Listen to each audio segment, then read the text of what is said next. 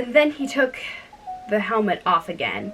But it took hours and hours to get... And it took hours and hours to get me out. I was as fast as lightning, as you know. But that's a different kind of fastness, Alice objected. The knight shook his head. It was all kinds of fastness with me, I can assure you, he said.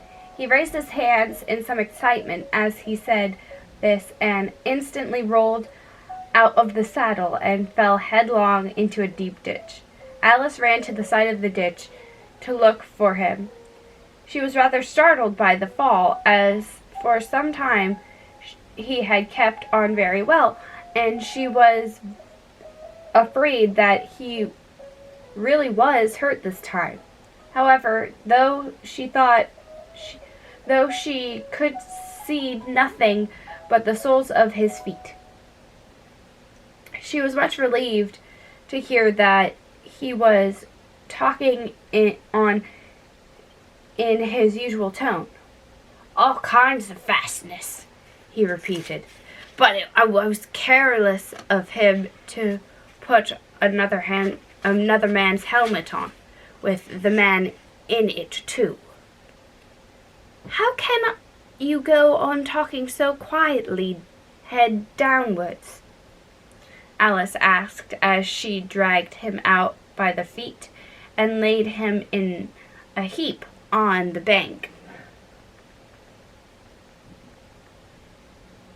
The knight looked surprised at the question.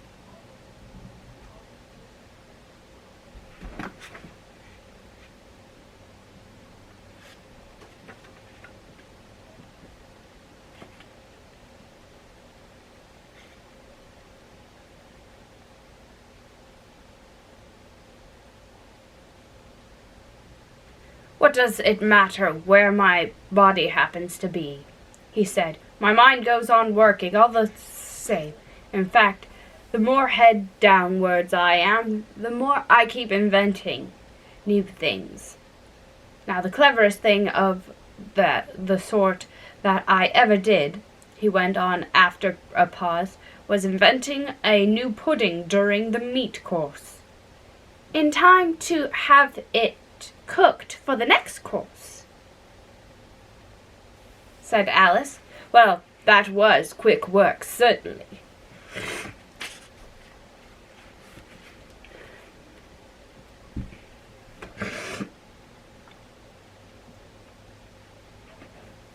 Well, not the next course, the knight said, in a slow, thoughtful tone. No, certainly not the next course. Then it would have to be the next day. I suppose you wouldn't have two puddings courses in one dinner. Well, not the next day, the knight repeated as before. Not the next day, in fact, he went on, holding his head down and his voice getting lower and lower. I don't believe that pudding ever was cooked. In fact, I don't believe that pudding ever will be cooked. And yet, was a very clever pudding to invent. What did you mean it to be made of? Alice asked, hoping to cheer him up, for the poor knight seemed quite low-spirited about it.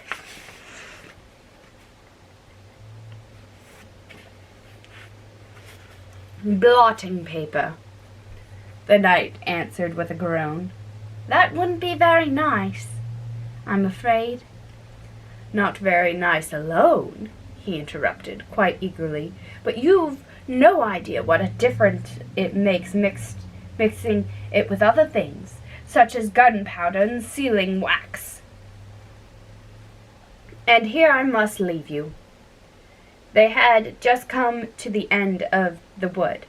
Alice could not only look puzzled, she was thinking of the pudding. You are sad, the knight said in an anxious tone. Let me sing you a song to comfort you." "Is it very long?" Alice asked, for she had heard a good deal of poetry that day. "It's long," said the knight, "but it's very, very beautiful. Everybody that hears me sing it either it brings the tears into their eyes, or else." "Or else what?" said Alice, for the knight had made a sudden pause. "Or else it doesn't. You know. The name of the song is called Haddock's Eyes." "Oh, that's the name of the song, is it?" Alice said, trying to feel interested. "No, you don't understand," the knight said, looking a little vexed. "That's what the name is called. The name really is The Aged Man." "Then I ought to have said that's what the song is called," Alice corrected herself. "No, you oughtn't. That's quite another thing.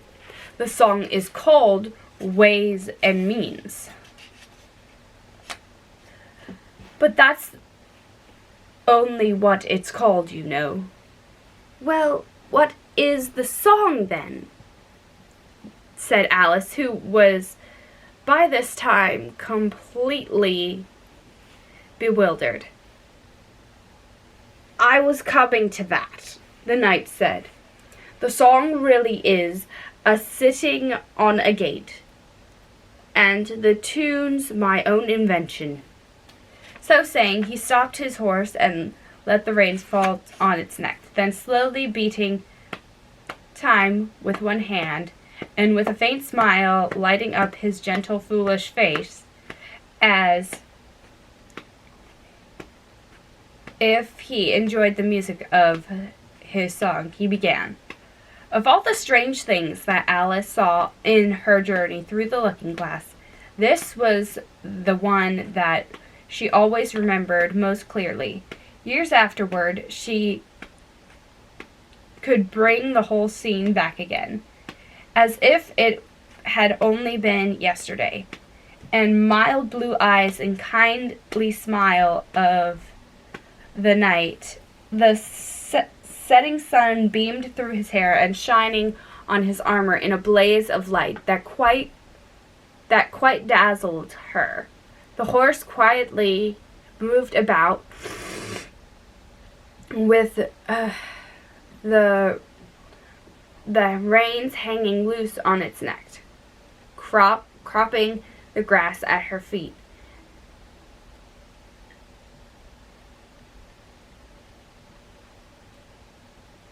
And the black shadows of the forest behind. All this she took in like a picture, as with one hand shading her eyes, she leant against a tree, watching the strange pair, and listened in a half-dream to a melancholy music of a song. But the tune isn't his own invention," she said to herself. "It's I give thee all, I can give no more." She stood and listened very attentively, but no tears came to her eyes.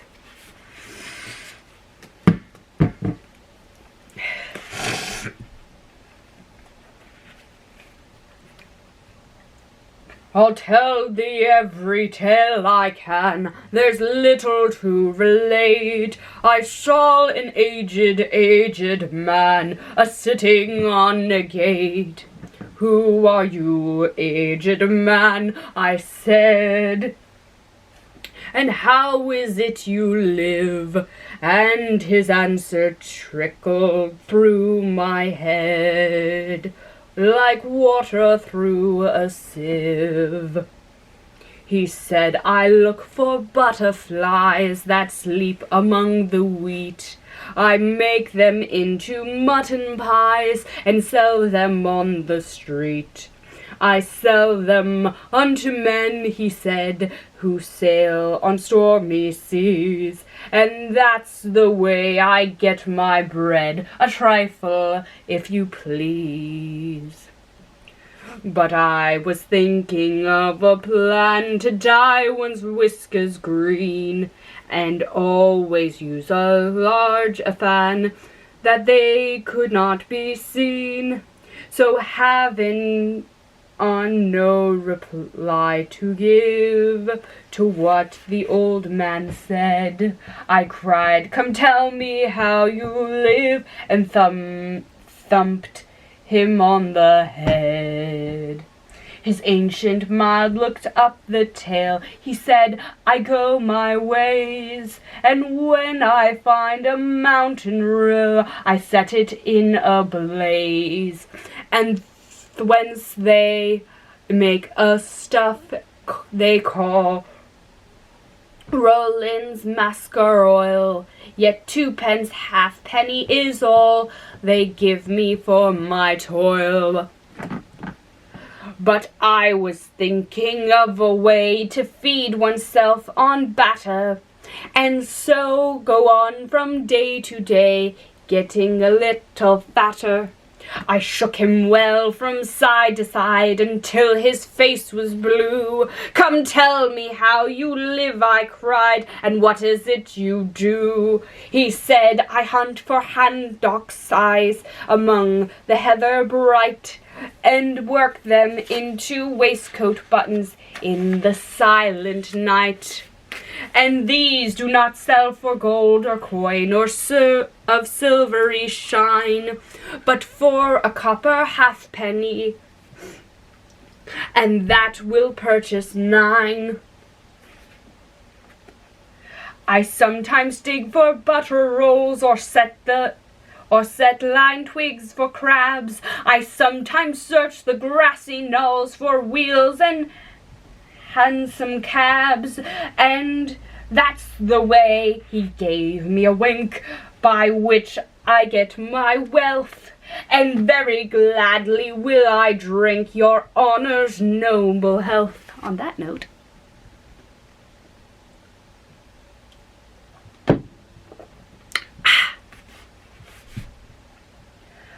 I heard him then, for I had just completed my design to keep the Melanie Bridge from rust by boiling it in wine. I thanked him much for telling me the way he got his wealth, but chiefly for his wish that he might drink my noble health. And now, if by chance I put my finger into glue, or madly squeeze a right-hand foot into a left-hand shoe, or if I drop upon my toe a very heavy weight, I weep, for it reminds me so of that old man I used to know, whose look was mild, whose speech was slow, whose hair was whiter than the snow, whose face was very like a crow, with eyes like cinders all aglow, who seemed distracted with his row, who rocked his body to and fro, and muddled, mumbling and low, as if his mouth were full of dough, who snorted like a buffalo that summer evening long ago, a-sitting on a gate.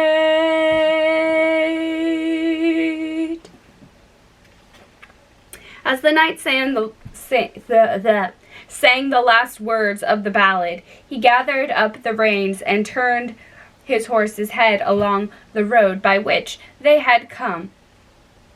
"You've only a few yards to go," he said, "down the hill and over that little brook, and then you'll be a queen."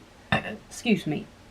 "But you'll stay and see me off first?" he added, as Alice turned with an eager look in the direction to which he pointed.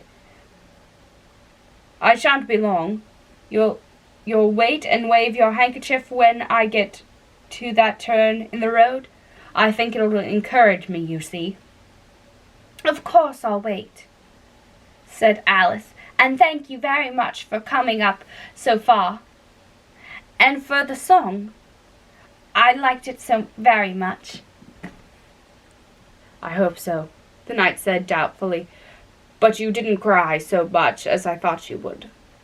So they shook hands, and then the knight rode slowly away into the forest. It won't take long to see him off, I expect, Alice said to herself as she stood watching him. There he goes, right on his head as usual. However, he gets on again pretty easily. That comes of having so many things hung around the horse. So she went on talking to herself, and she watched the horse walking leisurely along the road, and the knight tumbled off, first on one side and then the other. After the fourth and fifth tumble, he reached and turned, and then she waved her handkerchief to him and waited till he was out of sight. I hope it encouraged him, she said as she turned to run down the hill. And now for the last brook, and to be a queen! How grand it sounds! A very few steps brought her to the edge of the brook. The eighth square at last, she cried as she bounded across, and threw herself down to the rest of the lawn, as soft as moss, with little flower beds dotted about it here and there. Oh, how glad I am to get here! And what is this on my head? She exclaimed in a tone of dismay, as she put her hands up to something very heavy that fitted tight around her head.